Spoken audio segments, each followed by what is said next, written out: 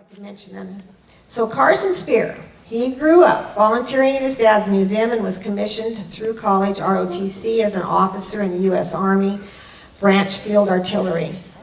I think I'm going to let him continue with his story because he'll be repeating what I'm saying. He'll say it a lot better than I can. So we're really proud to have our executive director tell his story.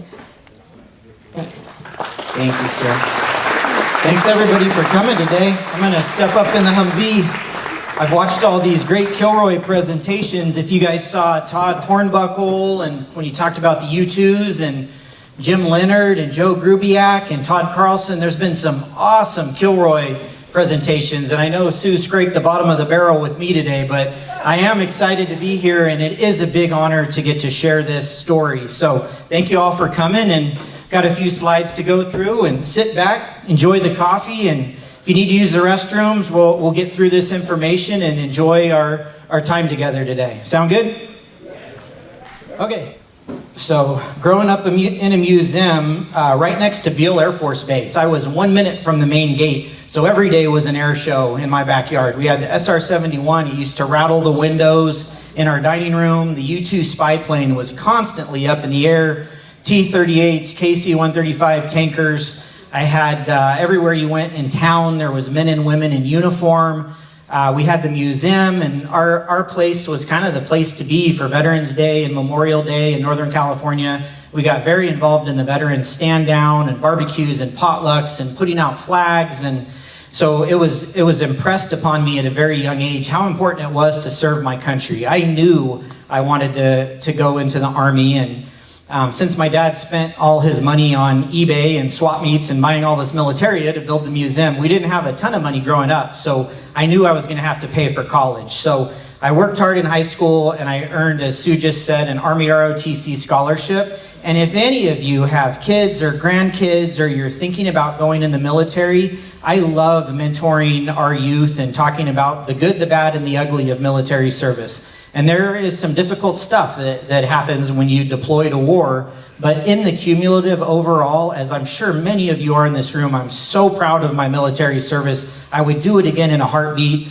ROTC is one of the 3 commissioning sources. If you want to be an officer, you could do West Point, Officer Candidate School, or ROTC. And I was like, if I can get in, anybody can get in. So it's just a paper chase. It's very doable. You go through and you live your life basically as a normal college kid, but you're getting military training along the way. Get to go to airborne school, air assault school. It was a great program. So highly recommend it. It was awesome to get to do it.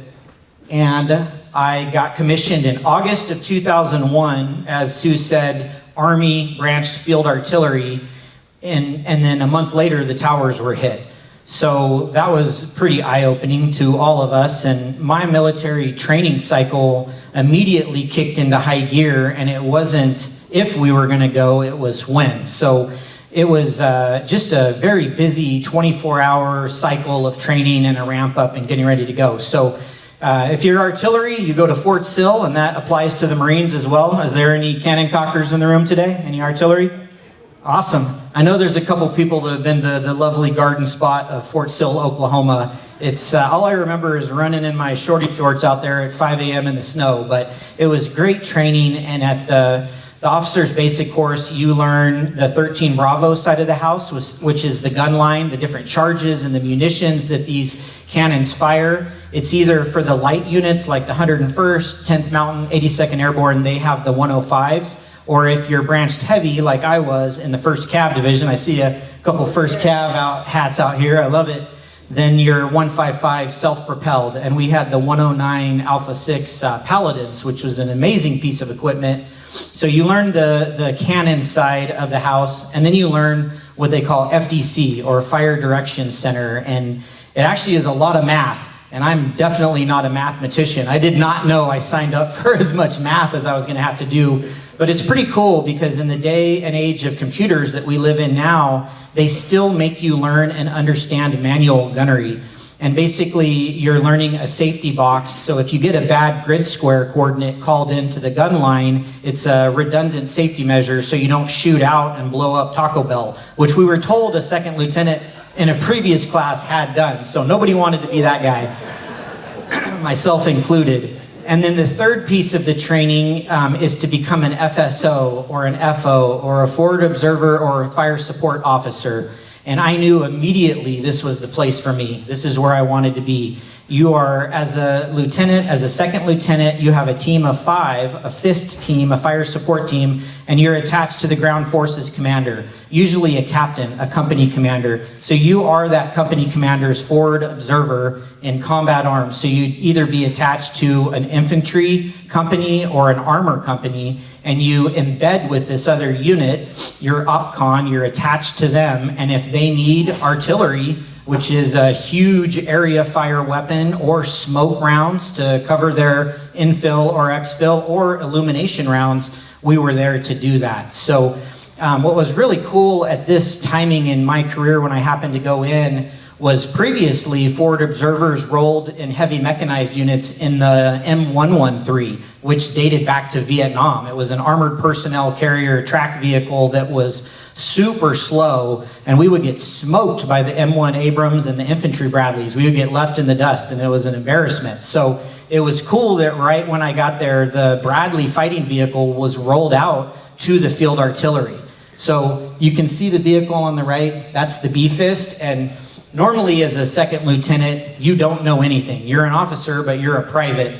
And that's the one thing that my dad and all the Vietnam veterans that I hung out with my whole childhood, they drilled that into my brain. They said, do not be a dumbass officer and go in there and try to act like you know everything. And I heard that message loud and clear. And but what was unique was we got these vehicles, and usually when the Army fields something, they have a civilian team come in and teach you how to unpack and utilize these vehicles and the weapon systems. So it was great. I finished my 1 year at Fort Sill. I was ready to go, and then I got to do a 3-week Bradley commander's course where we literally unpack these things out of the box, brand new. And they did a really nice job. They made the officers learn how to drive them, how to perform preventative maintenance on them, how to operate the 240 Charlie 7.62 coax belt-fed machine gun that was right in front of where the lieutenant sat up in the turret. That was another cool thing. In the 113, the lieutenant was down in the belly of this tank. The NCO was up in the hatch, and so the lieutenant further didn't know where they were, even though they already don't know where they are. Now they had no clue. But in the Bradley, you're up in the hatch, manning the 240 right next to your E5 or E6 chief. And these vehicles were fast. They topped out around 40 miles per hour. They were a little rough riding. They would rattle your fillings out, but at least you could keep up with the Abrams. The N1 Abrams, has anybody driven in an Abrams in this room? It's like a Cadillac. The suspension on it is amazing. So, the gun stays right there. So it was really cool I still remember them teaching us the song of how, like in the Army, they dumb it way down. They always train to the lowest common denominator, which was me. So they teach you a song of how to load this 20 mic Bushmaster cannon, sear, safe, handle, cable handle, link shoot, feed shoot. And they break it down to where you can take apart and put back together this amazing weapon system, and it fired AP or HE. You could push a button, drive her up, thump, thump, thump, thump, and this thing was awesome. So really cool to have that training. They did a great job when we were at Fort Sill, Oklahoma. So I reported to Fort Hood, 1st CAV, 2nd of the 82nd Field Artillery.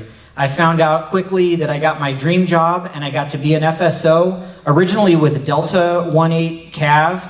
I did a couple field problems with them, and then a chance to go to JRTC popped up. Has anybody been to Fort Polk, Louisiana? JRTC, Joint Readiness Training Center. JRTC is awesome. It's NTC, not so much. JRTC is cool. Besides Fort Polk and the bugs and the other issues, what they have there is they have a full city called a MOUT site. That's an acronym for Modern Operations in Urban Terrain. And these are multiple level story buildings with a subterranean sewer system. They actually employ civilians to come in and dress like crowds of people to agitate, and they throw all kinds of scenarios at you. So a rotation came up for JRTC, and I volunteered, and I got to go with Bravo 19, an infantry company.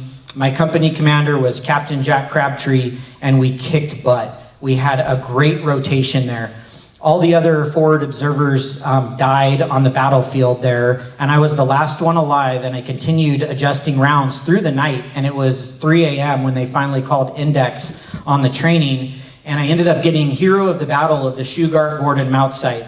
Those names might mean something to some of you. Those are the Special Forces Delta operators from Mogadishu that asked to go in and died, and that's why they named the Mount Site after them. So that was a huge honor. And to make it even more cool, we were attached to 10th Mountain Division, 3-6 Field Artillery, and I got a coin from 10th Mountain Division, which is just an awesome light fighter type unit. So that was a big deal for me to volunteer for that rotation and to do well at it. And that's what earned me pretty much the dream job in the artillery world at that time, which was Colt Platoon Leader. Colt stands for Combat Observation Lasing Team. The mission of Colt in a Cold War Soviet-era environment was to infill and exfil and remain undetected for 72 hours and laze targets for precision-guided munitions. That's a mouthful to say. But you had to be interviewed and handpicked by the battalion commander and approved by the brigade commander, and I got this job. This was my dream job, so I was very thankful. And what was also unique in the timing of all of this is I was with my platoon for almost an entire year before deploying to the Super Bowl of our craft, which is combat.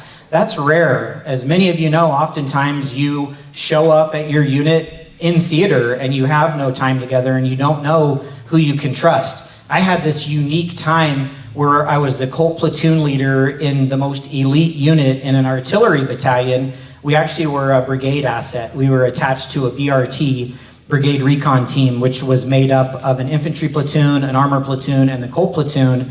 And basically what that meant in heavy mechanized world is we got to do a lot of neat things. We got M4s, we got the special night vision, we got the PAC-2, PEQ-2 lasers on our M4s, which throw out an infrared beam that is so bright, it is like daylight, but you can only see it through your monocular night vision. So we got all the cool tools. We got to go to the Mount Site on Fort Hood almost weekly. We would ruck march out there, and then we would do simunitions. Way better than Miles Gear. Many of you probably remember Miles Gear. It's basically like a game of laser tag. You shoot blanks in your M16, and if you're not hiding behind a leaf, it will trigger your Miles system, and that will be game over. But the simunitions, you replace the upper of your M4, and you're able to fire 9mm chalk rounds. So it stings a little bit more and it makes you try a little bit harder from a cover and concealment standpoint. It's a good motivator. So we would do simunitions at the Mount Site, ruck marches, and that entire year with the BRT, we were practicing mounted and dismounted patrols and react to contact. This was unheard of at this time in Fort Hood. Everybody else in the artillery world was looking at us like, what are you guys doing right now? They were still shooting 155 artillery and practicing all of that, and we were preparing to go into Iraq. So I'm so thankful that I got that job and I was with that team of people and I was acquiring that sophisticated level of training because I believe to this day it saved my life. So in addition to everything I just described that was going on at Fort Hood, we got to do another JRTC rotation back to Fort Polk, back to the Mount Site, but this time as the Colt platoon, right before we were about to go to Iraq. We didn't know when, we knew it was coming, and then we thought the word had come down. We just got back from JRTC, very successful rotation, and then they called us in for the op order, and guess where they're sending us? Missoula, Montana.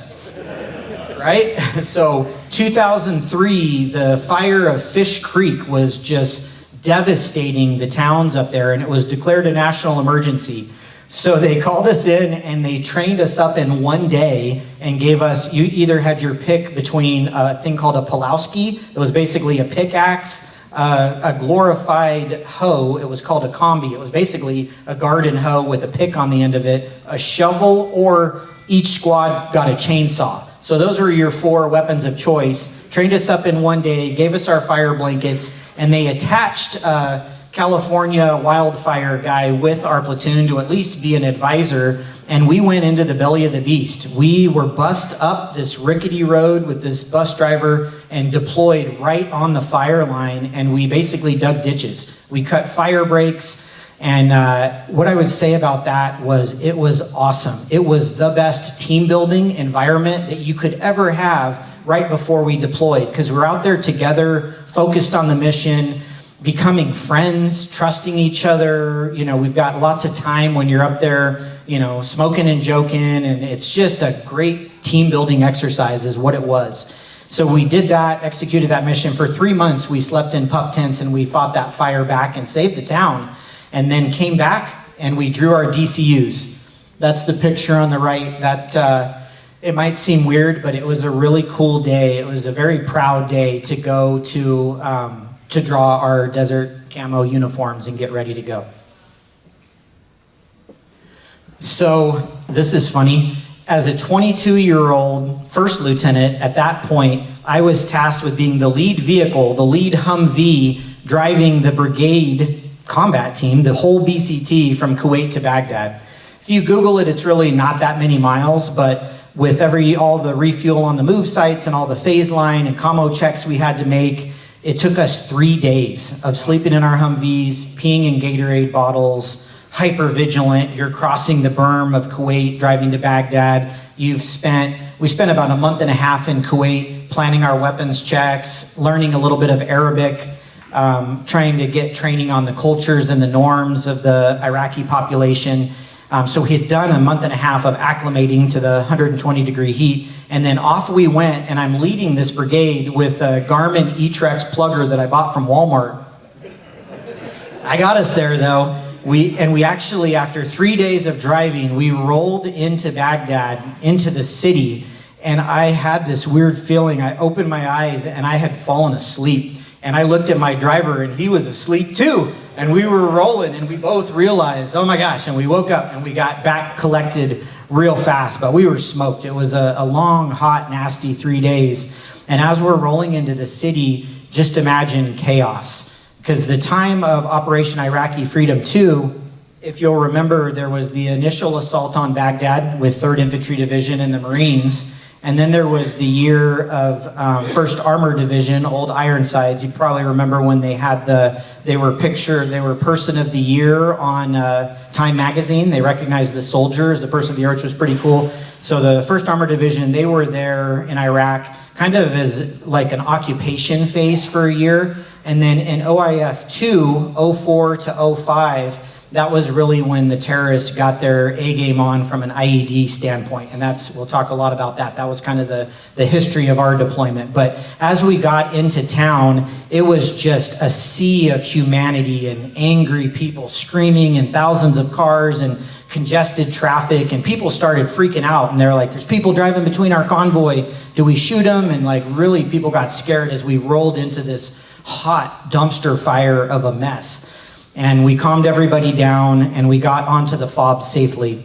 I didn't mention this, but I got to go before Montana for a 3-week recon mission to Iraq, and I actually was with 2nd of the 504th, 82nd Airborne for those 3 weeks, doing right seat rides with them in the exact sector that I ended up landing in. So it was great because I already knew where the FOB was, how to get into it, and I was pretty familiar with the area. So that definitely helped with getting everybody safely to FOB Falcon. They later changed the name of the FOB, the Forward Operating Base, to Farron Huggins after some soldiers that died.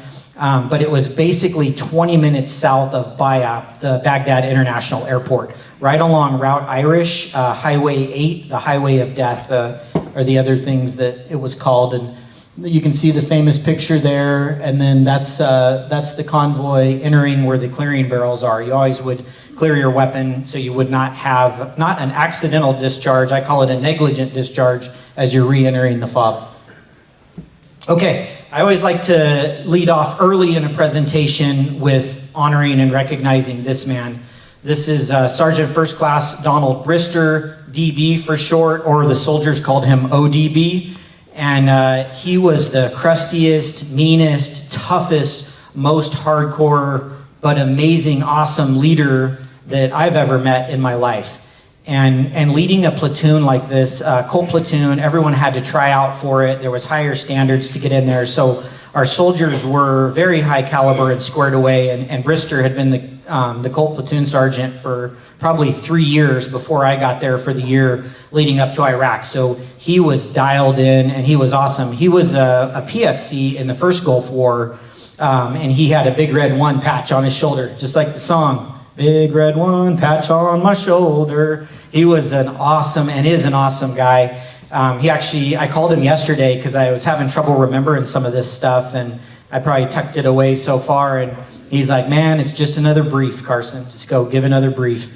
And he was a great friend and mentor and did an awesome job. And when I got to the platoon, I made it my mission in life to earn this man's respect. I would show up earlier, I would run further, run faster, ruck longer, help the soldiers if they had a domestic issue or anything I could. I just really wanted to earn his respect and learn from him and feel like we could work together. And we were synced up by the time we got there because we had that year together. So here's the squads. Basically, we ran for a year straight, 2 days on, 2 days off.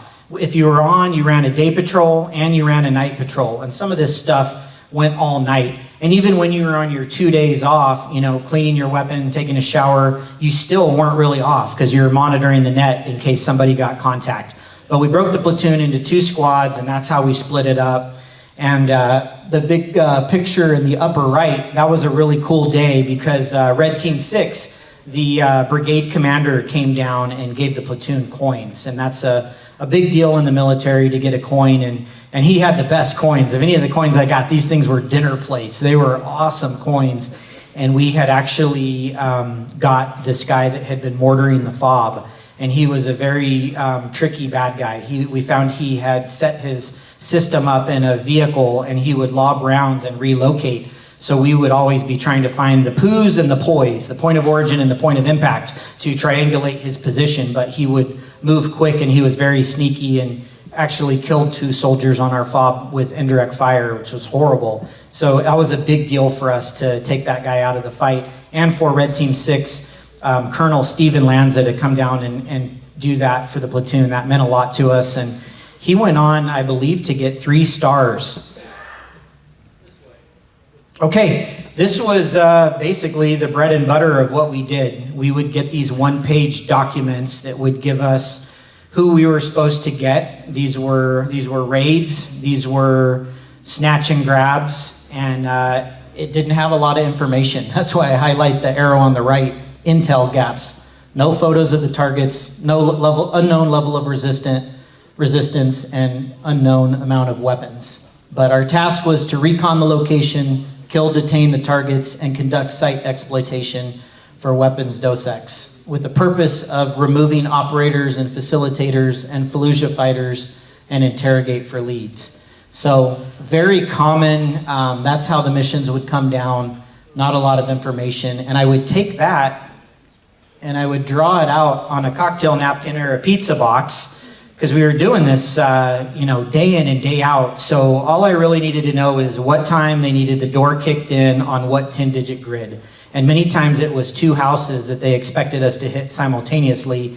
And we kept all this very close to the vest because the FOB information leaked like a sieve. We had local Iraqis that worked in all capacities. They were just everywhere on the FOB. So usually we would get this information, and then a few hours later, I would be standing on the roof of a Humvee briefing this information at night with a plug-a-chew in, a nicotine patch on, and smoking a cig, while my interpreter or translator would relay to the Iraqi ICDC, Iraqi Civil Defense Corps platoon that was attached to me.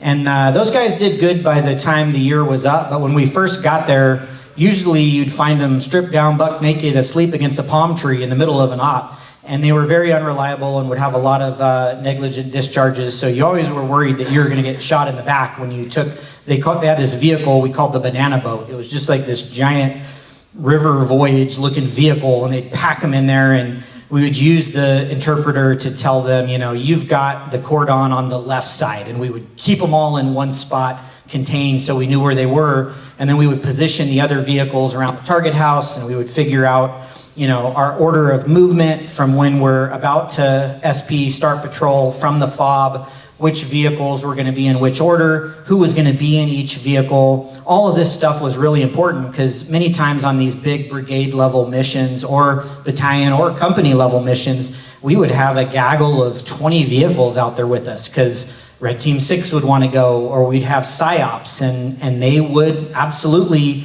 on the loudspeakers mounted to the top of the Humvee, play Ride of the Valkyries, or my personal favorite was AC/DC. I loved it when they would rock that as we were going in. So we would do these raids in conjunction with these massive groups of people, and it was a big honor to get to be the person, the ground forces commander, briefing this information to make sure everything was as controlled as it could be. So we would take this information and off we would go.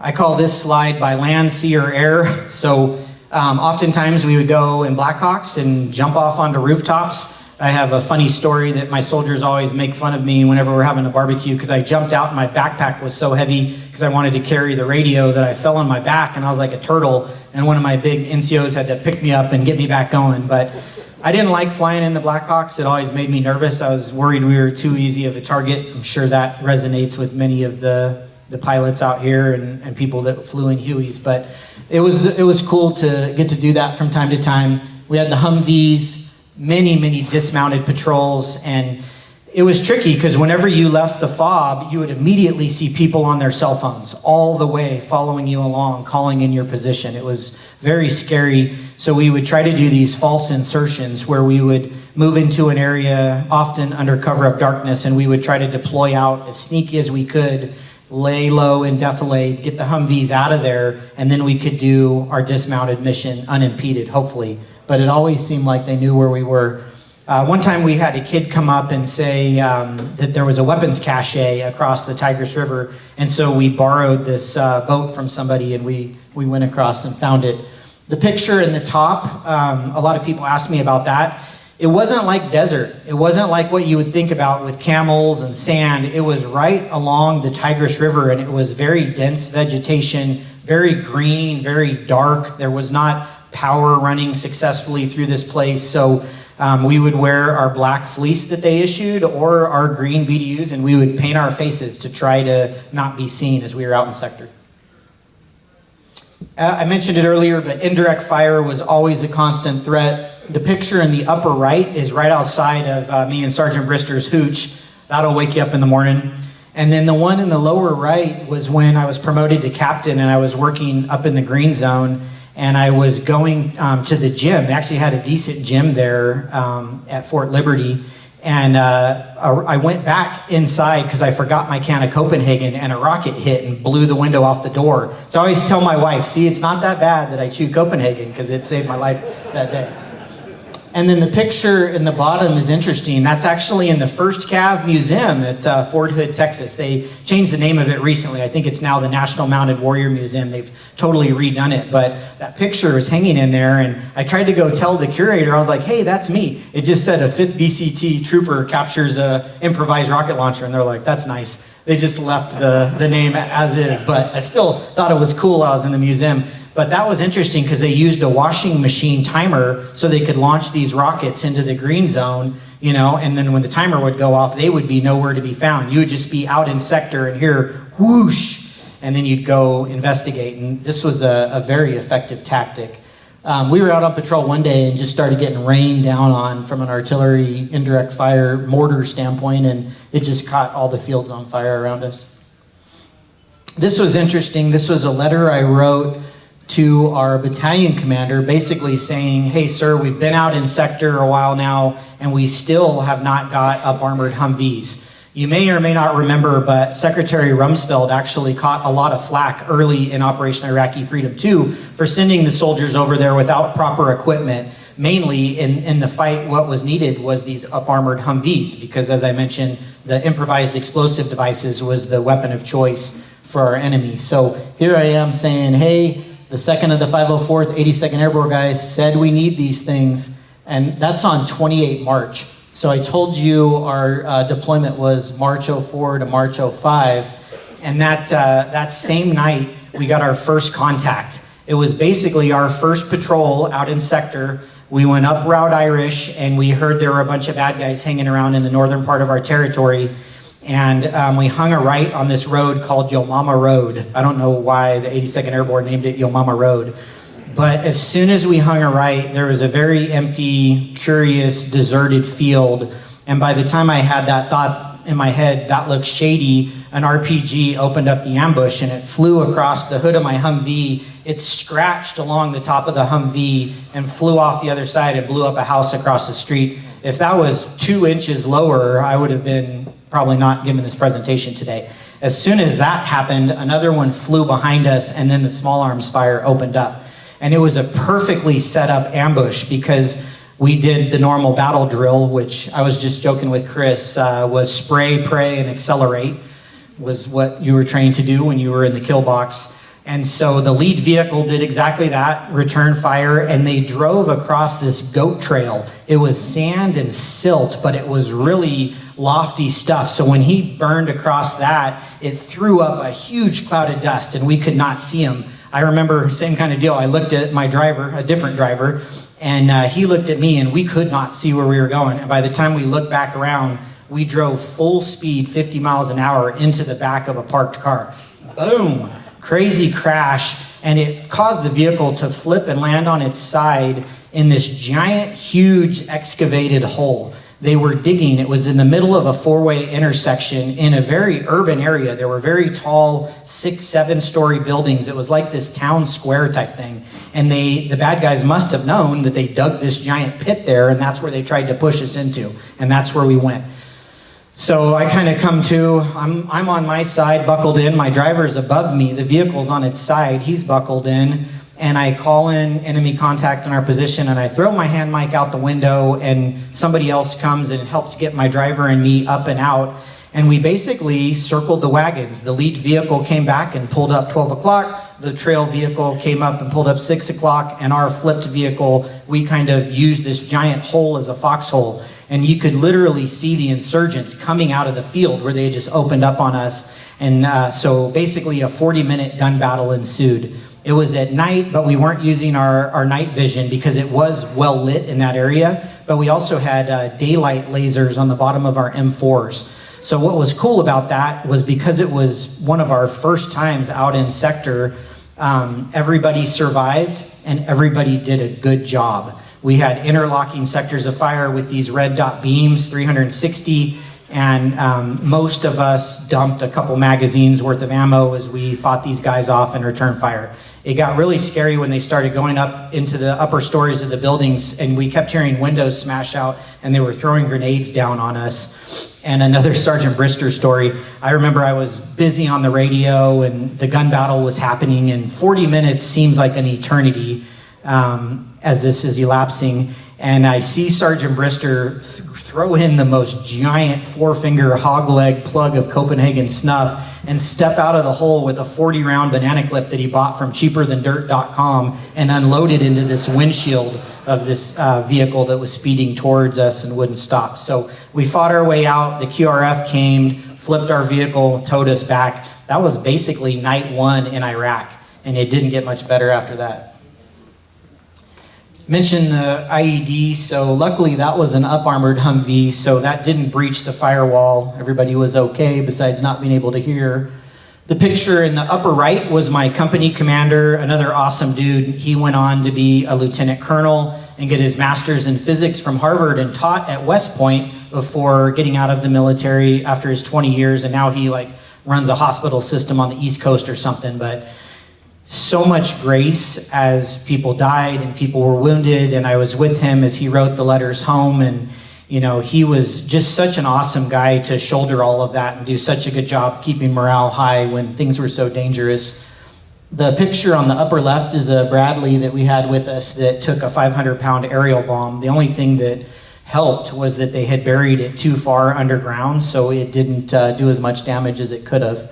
And then the picture in the lower left, I saw this dude with a tractor, and I paid him $50 to clear the trash off the side of the road because we were hitting so many IEDs.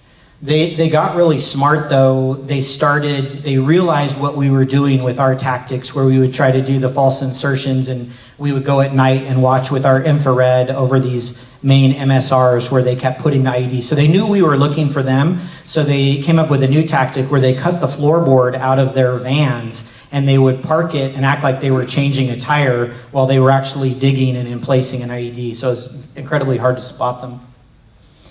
This was the one that I got the Purple Heart for. I got blown up in 4 different IED attacks, but this was the most catastrophic.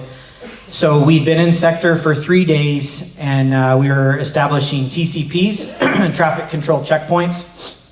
It's basically where you block an intersection and you search cars. So you could imagine how you would feel if you were stopped and you had somebody at gunpoint saying, open up your trunk and what do you got and what are you doing here? It was a very stressful, not a fun part of what we had to do, but we found a ton of stuff. I mean, most of the time when we find something, people are rolling around with huge 155 through 120 millimeter artillery rounds in their trunks that they're going to deploy as IEDs. So it was an important part of the mission, but not a fun one to execute. And we've been doing this for 3 days outside of the wire, deep in bad guy territory, out of Copenhagen, hot. It was 130 degrees in full battle rattle. So we were gross and we were ready to go home. And we finally got the call RTB just as it was becoming nightfall. And it was dark in that part of town. There was no road lights, street lights. It was we had 2 routes home, either Chicken Run Road or Horizeb Road, which it kind of traced along the Tigris River. And the roads were very washed out and very dangerous. There was countless, we called them man-eater canals, because the road was so bad and washed out from the river. So you were always worried about driving around out there that the driver was going to mess up and you're going to crash into one of these things. So it was perfect where they set up the 120 millimeter IED that penetrated through that non-up armored Humvee. It was a Humvee just like this. We tried when we were in Kuwait, excuse me, to weld sheet metal on the side of the vehicles, and we somehow got Kevlar blankets that we shoved down in the floorboards, but a mortar-sized shell that was a direct hit on that vehicle went through it like Swiss cheese. And we decided to take that route. I remember, like yesterday, we were on the hood of the Humvee looking at the 2 ways home, and that route had just been cleared by EOD, was the report that we got. So that's why the decision was to go that way. But we were traveling at night with no headlights on. It was a dark night, bad illume. Traveling, imagine looking through a little green circle, going on a dangerous, windy road as fast as you can. And we were the middle Humvee in a 3 Humvee convoy, and boom, the IED hit. I was sitting shotgun. I had a driver, my translator was in the back, and I had a gunner on the M249 in the hatch. And as soon as it happened, it was exactly what you would imagine. Loud explosion, smoke, sparks, ears ringing, can't see, can't hear. Confusion, scared, and the only thing I could manage to do was put my feet up on the dash because I knew we were going to go into one of those canals. And sure enough, we went off, careened off into this very deep canal on the side of the road, and the vehicle landed upside down and started to fill up with water, and we almost drowned. We were down in the hole for over an hour because everybody else got out of the kill box, and it took them a while to come back and find us because the radio was destroyed and we had no headlights sticking up. Whenever you see those people that go off the side of the road in the snow that don't know how to drive from that other state, you always see their headlights sticking straight up. They couldn't find our headlights because we were so far deep down in this thing. And how we had landed, my driver was pinned down into the water with just his head and his tips of his boots. The rest of his body was concave down in the mud with the door pushing him, and he was up to his neck in water, and I was holding his hand and he just was screaming, my legs, and I was like, you're good, I can see your boots. And then, the translator was just screaming bloody murder. He had been scalped. He was not wearing a Kevlar, and my gunner had shrapnel in his leg, and I had shrapnel in my neck and my face. So they finally threw a tow rope down, and they towed everybody out, and then I was down there with Coing, my driver. I couldn't get him out, so one of my staff sergeants came down, and we got him hooked up, and when we pulled him out, I could see his legs were just hanging by tattered BDU pants. So we got up out of the hole, and every one of them went on a Black Hawk out of there except me, and then Coing went to Germany and on to Walter Reed. he's doing good now. He has a prosthetic and he's happy and I'm really proud of him. But that was very early in our time there to have such a catastrophic hit. Yeah. I'm not going to read this, but the letter on the left was really interesting to me. I come to find out one of my soldiers, specialist, E4 Nick Hubert, at the time, he journaled every day that we were there. And I read this journal 15 years later at one of our reunion barbecues.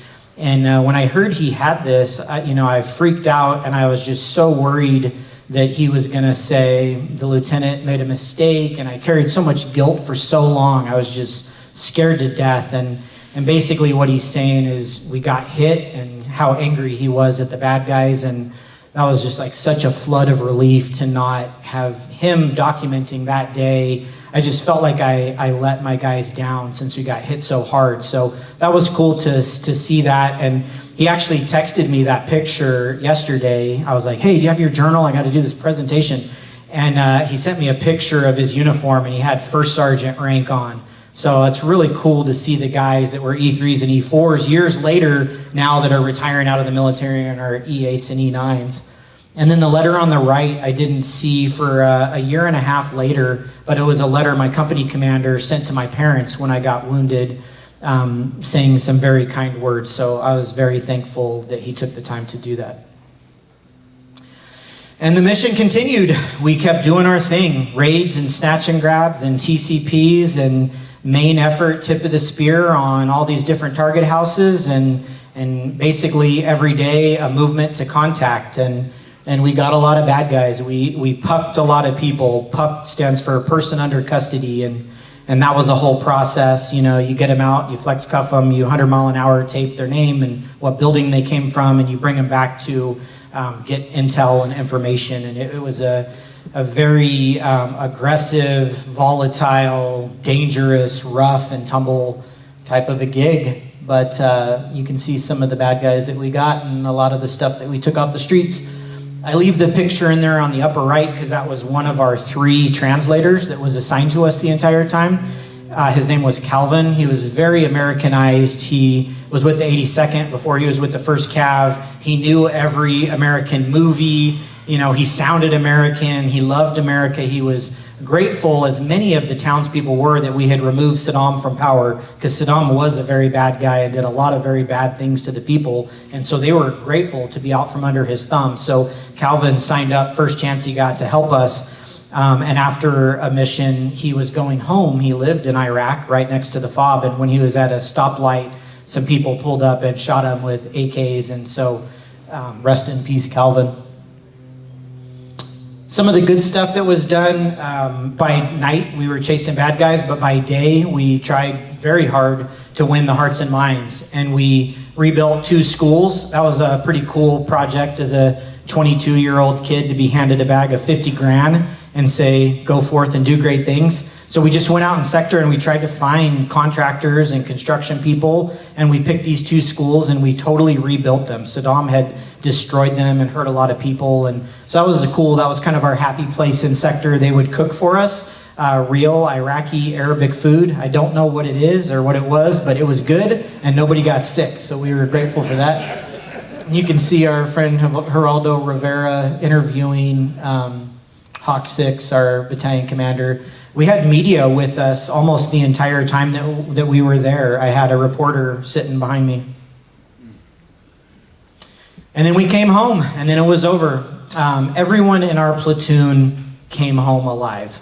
And I was very thankful for that, because I don't know how we managed to pull it off, but I think it was the camaraderie, the teamwork, the preparation, and how careful we were, and how purposeful and diligent we were about our work over there, and we made it home. So the pictures in the upper left are when we traveled back, and they had us basically in a big line, and we all just wanted to see our families back at Fort Hood, and they released us all. It was just like this massive cattle charge of people going to see their families, and my mom and dad came, and then those guys are my 2 best friends. Those are my 3 a.m. friends, the people you call when you're broke down on the side of the road. Of course, they're veterans, Army, that brotherhood. we did ROTC together, we did Fort Sill together, they were both artillery, and we did Fort Hood and Iraq together. Alan was an airborne ranger in the 82nd Airborne, prior enlisted. He was an E5, I think he's got 30 jumps, and then he came back through the Green to Gold program and became an officer. So the first time I met Alan, I was in ROTC, and we were doing some training exercise, and he came up to me and he's like, "Your gear's all messed up."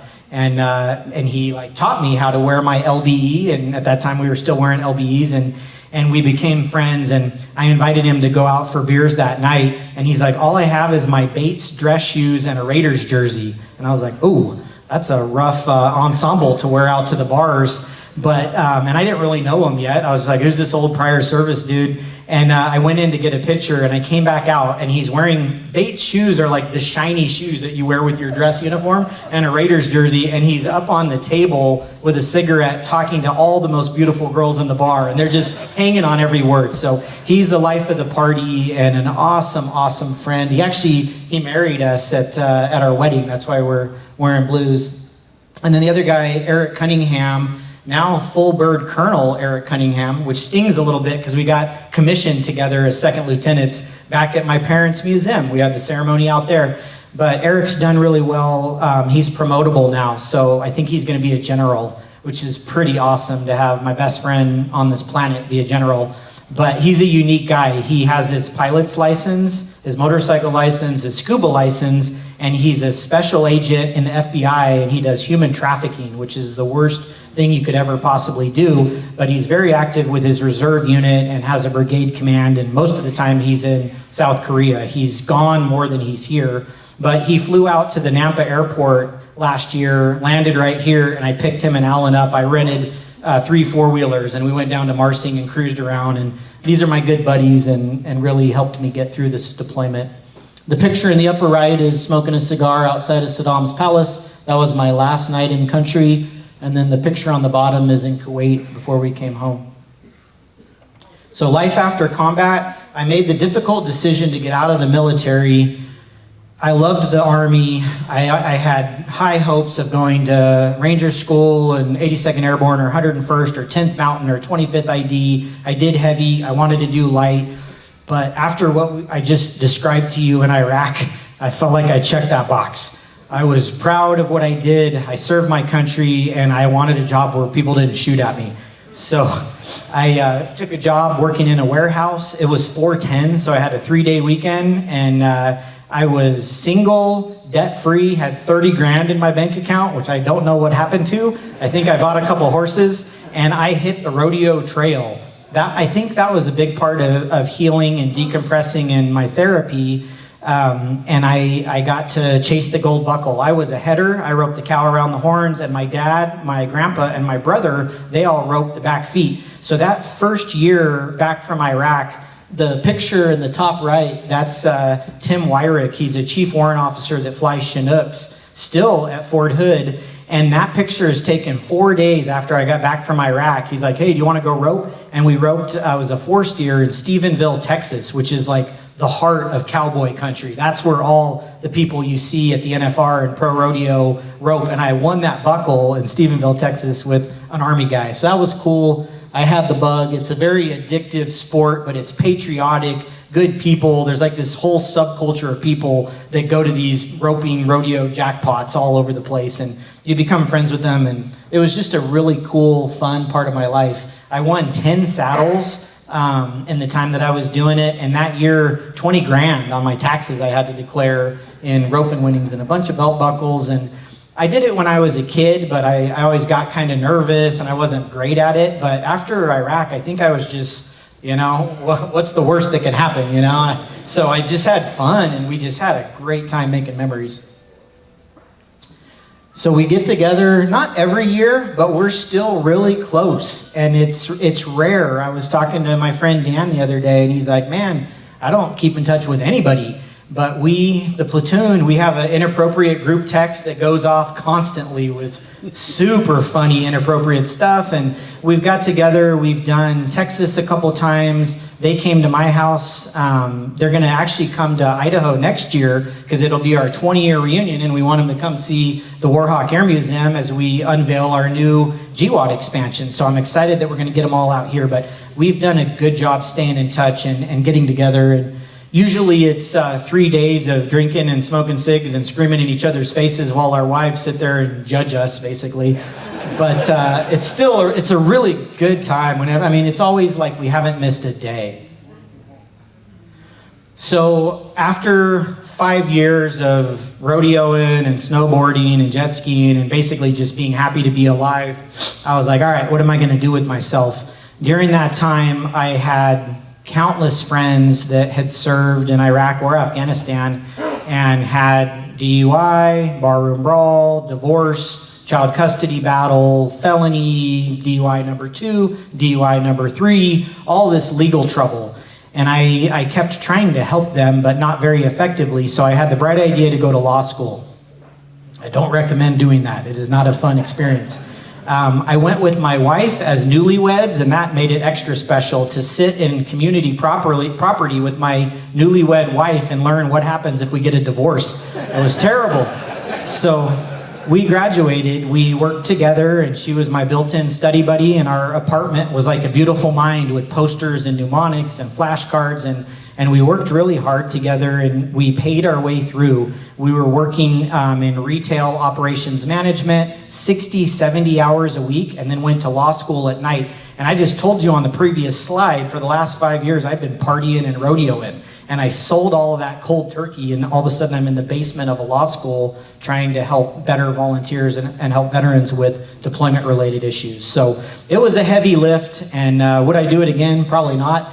But I also went on to get my MBA, and I found the way that I was best able to contribute and help veterans was with employment advice and looking at resumes, doing interview preparation, and just trying to help veterans put their best foot forward to find meaningful employment. So I would go to coffee shops and restaurants and wherever I could meet people and invite them over and just try to help them find jobs, because a lot of times your military resume, you know, a civilian can't read it. They have no clue what it is. And at that time, there was no organization that was doing that kind of work. So it was an honor to get to do it.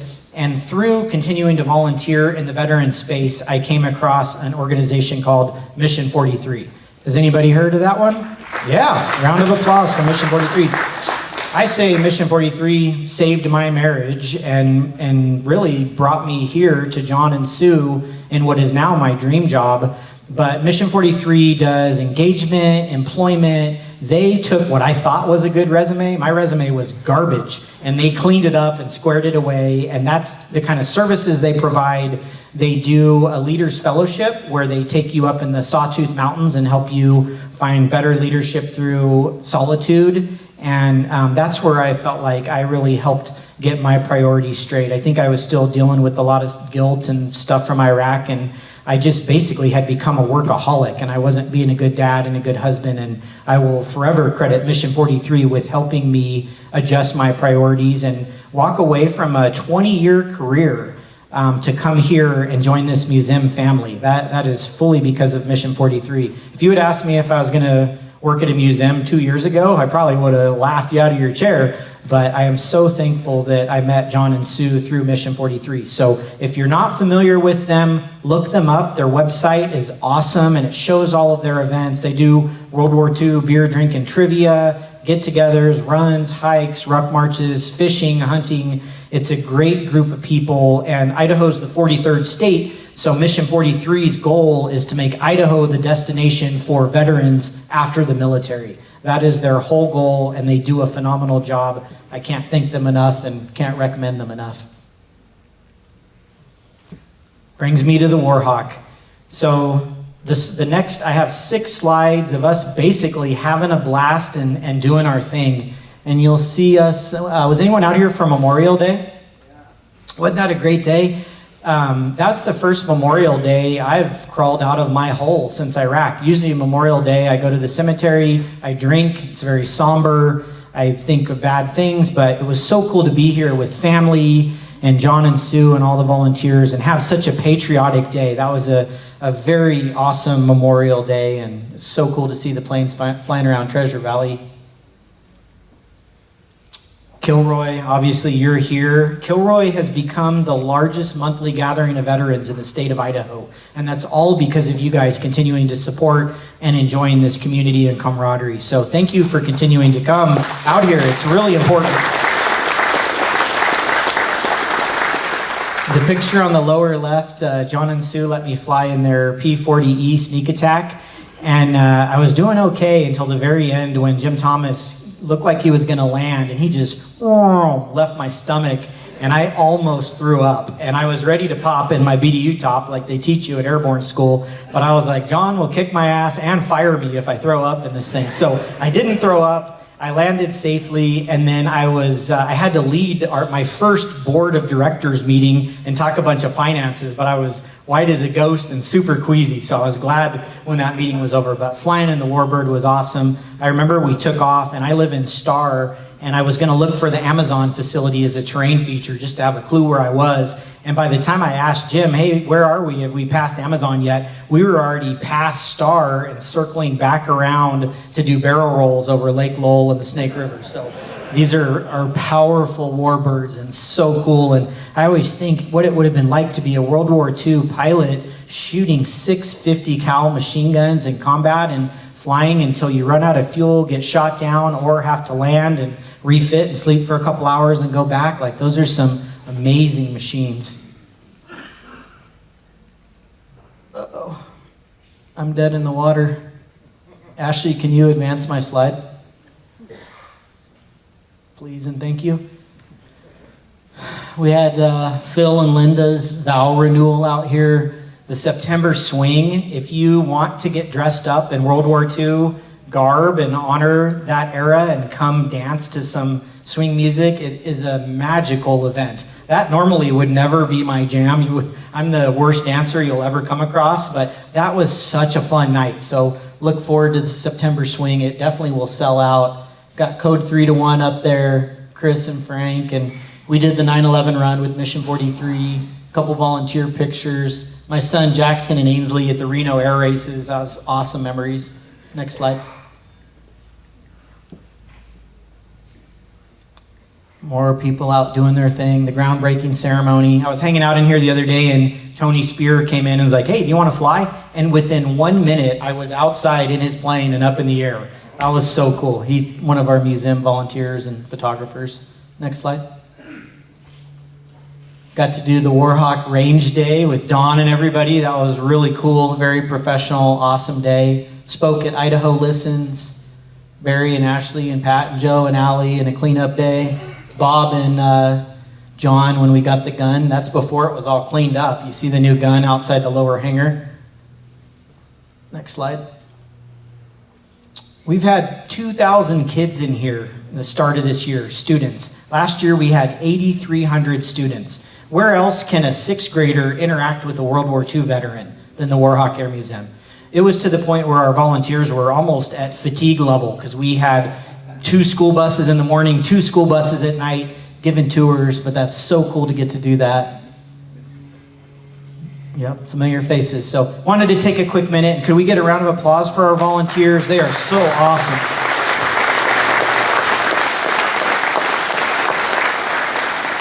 The volunteers out here many of them are veterans, many of them are pilots and lieutenant colonels and combat and just kind, polite, professional, passionate, knowledgeable, awesome people. So honored to get to work with them. Next slide.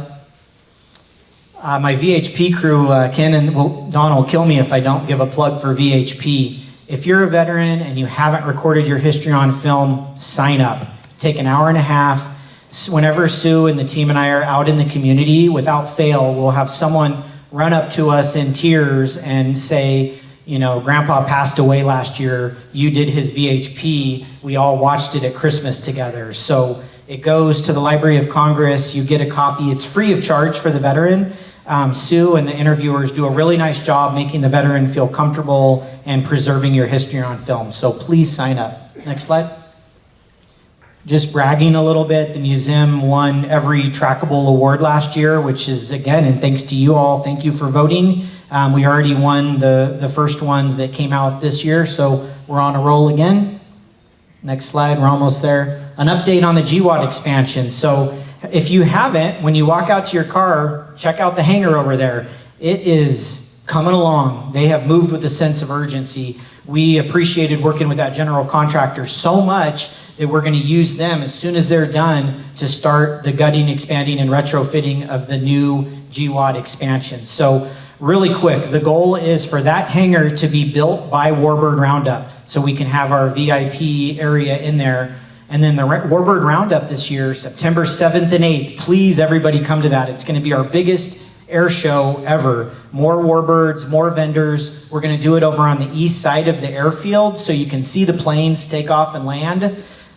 All in conjunction with the 22nd Warbird Roundup and the 35th anniversary of the Warhawk Air Museum. So all of the donations, like Ted and Ike and the Dedalians just presented, all the financial support when you guys get the emails for Idaho Gives, that money is being earmarked and going to build this exhibit to Iraq and Afghanistan veterans. If you Google right now, how many GWAT museums are there in the country, what do you guys think you'd see?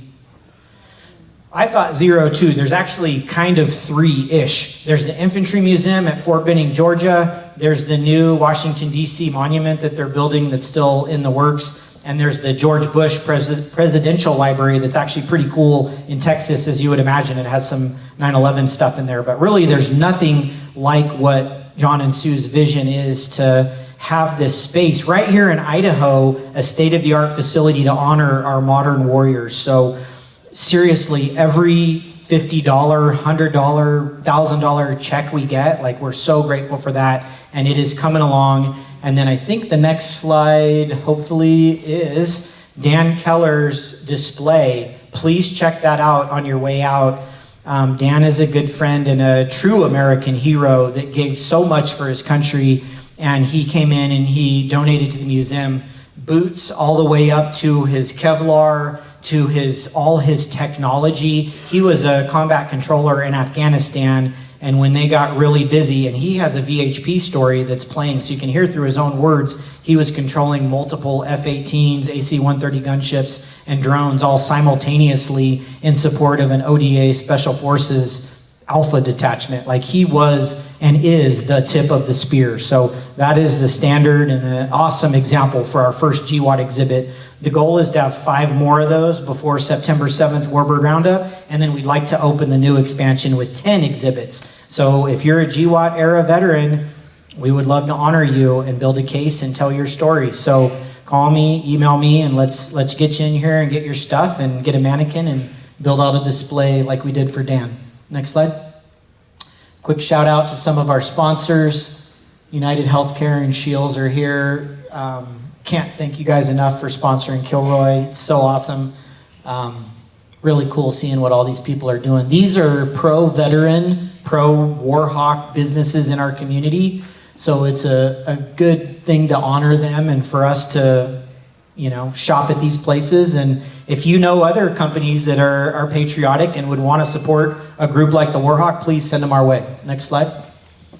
Our events, I looked at last year, we've doubled the amount of events that we're having. There's so much momentum in the museum right now. Just a quick plug for the next one after Father's Day is the Salute to Service workout. It's going to be inclusive, scalable, military-style workout, Saturday morning, June 22nd. Really cool t-shirts. It's $10 to do it. All the money raised goes to the expansion. Think ammo can carry, buddy carry. We're probably going to push this Humvee. But like me, if you're not in shape, you only have to do as many push-ups as you want to do, or just come support and have coffee. We're going to have coffee, fresh fruit, DJ playing upbeat, patriotic music, and it's all in partnership with Mission 43. Again, they're here supporting, and the Idaho Field House. That's another plug. If you ever have a chance, go check out the Field House in Boise. It's a state-of-the-art facility for veterans, unlike anything I've ever seen. And then we're going to watch a 4-minute video.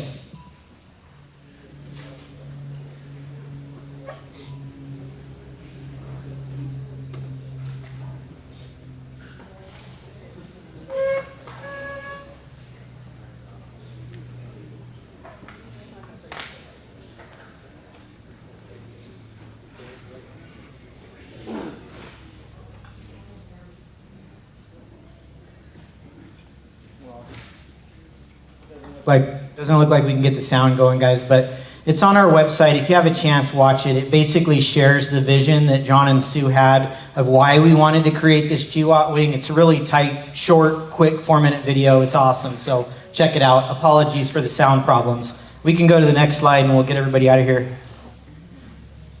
The last thing I wanted to do in closing was, could we get everyone to do a round of applause for John and Sue for creating this awesome place for us? It's John and Sue's 60th wedding anniversary, so we got her flowers. And Jack Daniels for John. Yes, please, and thank you.